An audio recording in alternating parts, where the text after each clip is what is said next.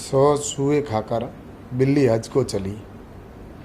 जिनको ये पता नहीं कि आलू खेत में पैदा होता है या फैक्ट्री में पैदा होता है, वो लोग आज किसान की चिंता कर रहे हैं, जिन्होंने इस देश के अंदर 55 साल राज किया और उसके बावजूद भी किसान आत्मनिर्भर नहीं हो सका।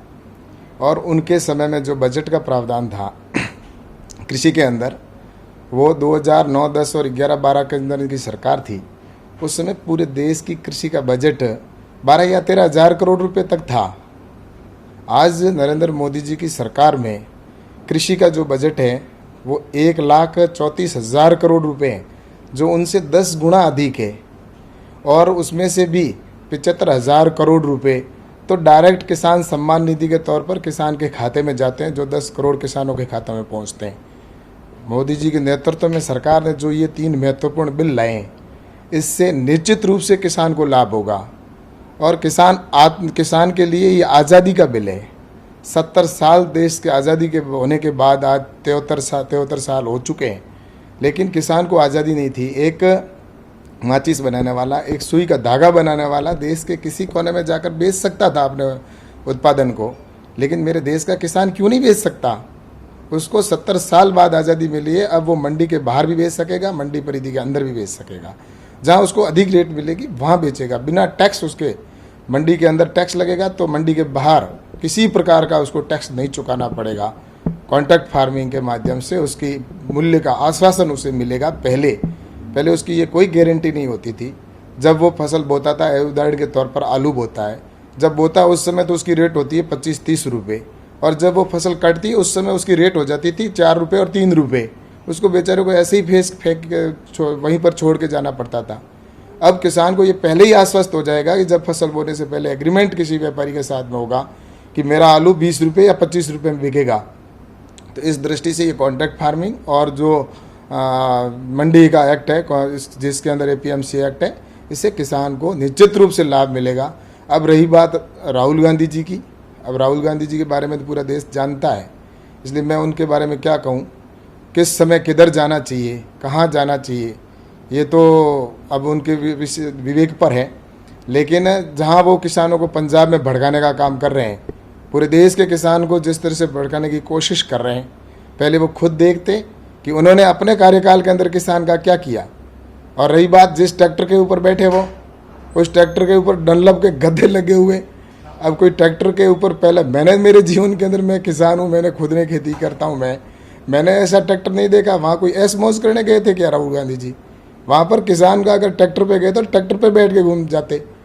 उनके साथ अब किसान नहीं रहा है, अब उनके कार्यकर्ता जो उनकी आवभगत में लगे हुए हैं। इसलिए किसान का दर्द तो मोदी जी जानते हैं, और इसीलिए किसान को 70 साल बाद में आज़ाद किया। 2022 तक किसान की इनकम भी डबल करेंगे, 10,000 FPO भी बनेंगे, और 10,000 जब FPO बनेंगे और किसान के घर पर जो 20 लाख करोड़ रुपए जो आत्मनिर्भर पैकेज की घोषणा हुई है, उसमें से जब 1 लाख करोड़ रुपए एग्रीकल्चर इंफ्रास्ट्रक्चर के ऊपर देश के किसान के युवाओं को मिलेगा, गाँव में मिलेगा, उस समय किसान आत्मनिर्भर होगा, तभी हमारा देश आत्मनिर्भर होगा। ऐसा है कि विरोध करना हमारा मकसद नहीं है, हमारा मकसद है न्याय दिलाना। और जब हमें लगा कि राजस्थान की सरकार हमारी उस बहन के साथ में न्याय नहीं कर रही है, तब हमें उसके लिए जनता को बताना पड़ा और उनकी सरकार के सामने जाकर कहना पड़ा।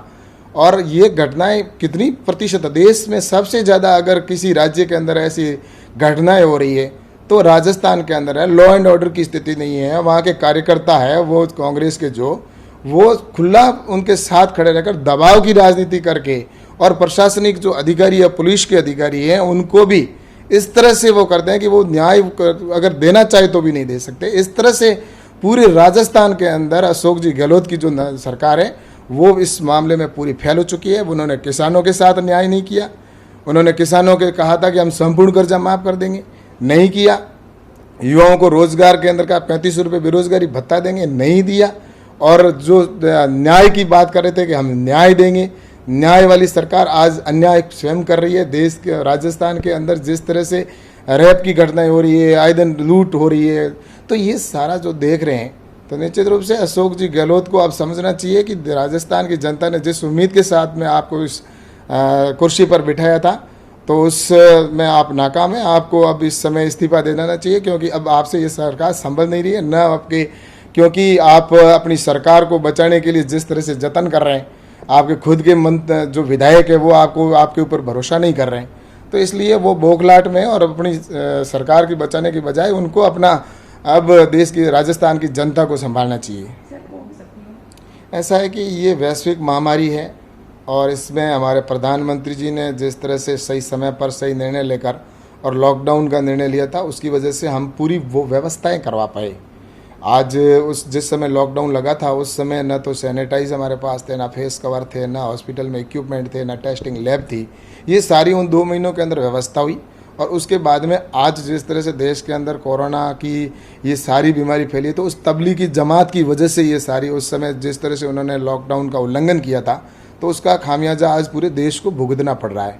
लेकिन फिर भी भारत की सरकार है वो सजग है, उन्होंने पूरी व्यवस्थाएं की। आज क्वारंटाइन सेंटर सब जगह स्थापित हो चुके हैं और जनप्रतिनिधि हैं, चाहे आज जनता की समस्या हैं, उनको लेकर एक ही है कि हमें अवेयरनेस स्वयं को करना चाहिए, क्योंकि आज चाहे हमें फेस कवर का उपयोग करना चाहिए, सैनिटाइज का, हाथ धोना, 2 गज की दूरी, यही हमारा, जब तक वैक्सीन नहीं आती है तब तक यही सहारा है। और इसलिए हमें 2 गज की दूरी रखते हुए हमारे समाज जीवन में जो महत्वपूर्ण काम है अनिवार्य वो करने भी है, और जिसमें समस्याएं आती है, जनता की समस्या है, तो उसके लिए जनप्रतिनिधि है, चाहे वो आम जनता है, तो वो अपने विषय को रखते हैं। तो इस नाते मैं सोचता हूँ कि इसमें सोशल डिस्टेंस का ध्यान रखते हुए हमें देश को आगे बढ़ाना है, देश की अर्थव्यवस्था भी बढ़े, देश भी चले, तो इन सारी चीज़ों को अपने सावधानी बरतते हुए अपने देश को आगे बढ़ाना है।